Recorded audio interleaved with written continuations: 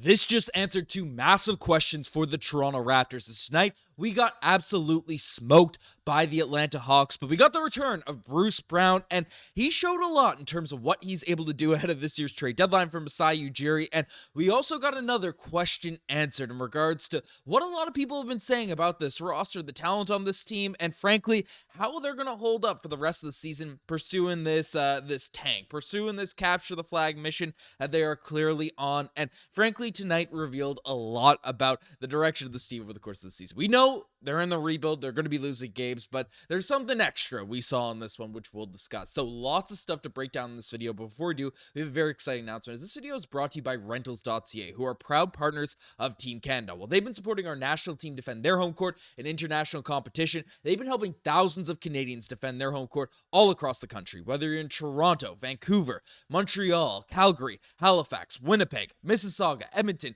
Victoria, St. John's. From coast to coast, Rentals.ca helps you find the perfect place and price for you. Their website is extremely clean. It's easy to use. You guys got to check out that link in the pinned comment description. You can see it for yourself. You can pinpoint exactly on the map where you're interested in moving, and Rentals.ca will help you find the perfect place. And whether you're looking for a house, apartment, condo, whatever the heck it is, Rentals.ca will help you find the next place to move. So shout out to Rentals.ca for supporting our national team, for supporting this channel.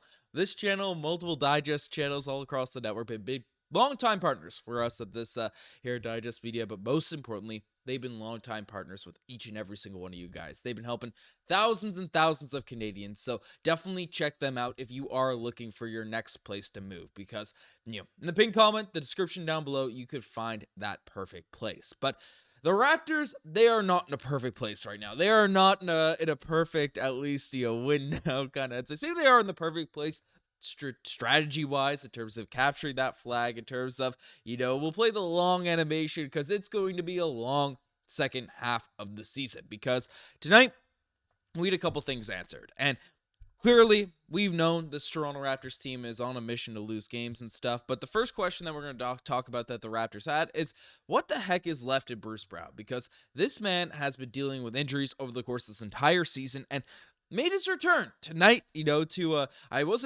I didn't have my pulse on, I was pretty busy today, so I didn't have my pulse on Raptors Twitter, so turned on the game and saw Bruce Brown play. I'm like, what's going on here? What's happening? Bruce Brown is debut for the Toronto Raptors this season, and frankly, the big question that everyone had is, is he a good basketball player anymore? Can he still perform? Can he still do anything? Can he provide any value to a different team out there if the Raptors are trying to shop him at the trade deadline, maybe bring him back, whatever the heck it is? And if there's one positive that we took from tonight's game, at least, in terms of the basketball court, in terms of what's going on, Bruce Brown looked pretty solid. He is moving a lot better out there on the court and had a solid performance, especially from shaking off some rust. 19 minutes of action, 6 of 12 from the field, put in 12 points, had 3 rebounds, 1 assist, 1 steal.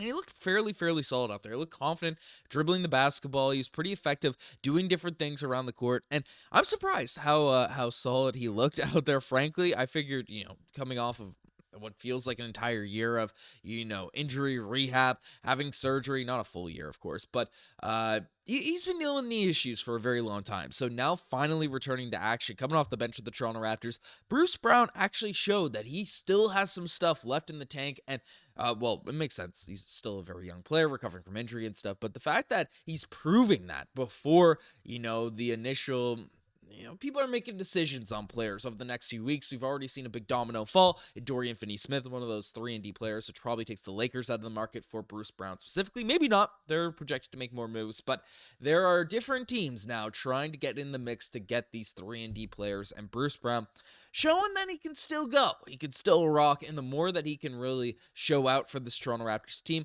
the more that they'll be able to net back from him in this game. Because, of course, Masai Ujiri, if one thing's made clear in tonight's game beyond Bruce Brown being it's that Masai Ujiri needs to recoup as many draft assets as possible with this young team. There's no hope for a shocking second half of the season. There's no real hope now at this point to really make a run, even if they have a historic generational run to close off this year. And we're still early. It's not even January just yet, but even if they had a historic run, they're going to be a play-in team. So it's Masai start prepping now with the trade deadline. The trade season really starts escalating over the next month.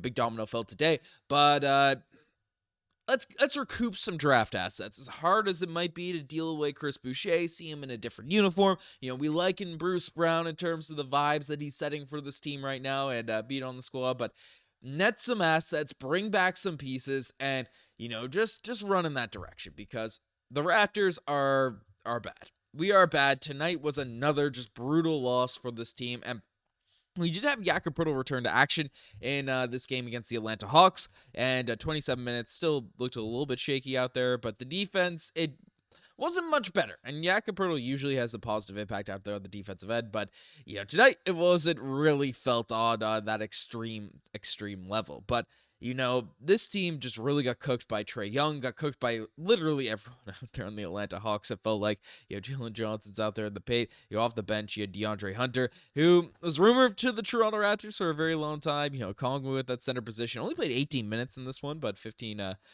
points. I see why they're trying to get rid of Clint Capella, because Kongwu is a legit basketball player. But I don't know. It's the Raptors, they didn't have a lot of positives to speak of beyond Bruce Brown. And, in the front line and stuff, before we dive into the stats, because this video is titled The Two Things That We've Learned, the two serious questions that we learned. But, with Jakob Poeltl out of the lineup, with players returning from injury, and, people are returning, then they're going out. And the common theme for this Raptors team has been, hey, people are overperforming. They're doing well. They're doing different things. Like, once we get IQ back, once we get a lot of guys back, there's a chance the Raptors are going to fumble this tank. That tank that we're pursuing, that we're on that mission on, that the direction that's going. Once people return from injury, then things might, ending up in the winning column. Now, I'm praying that these games get better than the one we just watched, just for the sanity of Raptors fans that are still tuning into these games. But of course, we want that high draft pick. We don't want to suffer through the season and not have a really elite pick. But the second question that got answered in this one was, frankly, the Toronto Raptors are going to be bad this year. Bring back the healthy guys. Bring back the folks. We're going to get some wins, of course. And, the Grizzlies game, this game, they haven't been competitive. That's the reality of it. But I'm sure these games will get back to being more competitive. The ethical tank, yada, yada, yada. But I don't think we have any worries about the Raptors making a play and push, making a direction like that. Of course, we're contesting with the Jazz, the Hornets, the Wizards, different teams at the bottom of the NBA. So it is something Masai Ujiri has to keep an eye on heading in this trade deadline. I mean, we have Chris Boucher. We have guys that can impact winning, can do some different stuff. But I have zero worries about the Toronto Raptors being able to be a bottom team after watching the last two games. So a couple questions answered there, but there was one thing that raised. Now, this morning, I went on a tirade. I went on a little passionate rant about, the disrespect that's getting thrown the way of Darko Rajaković.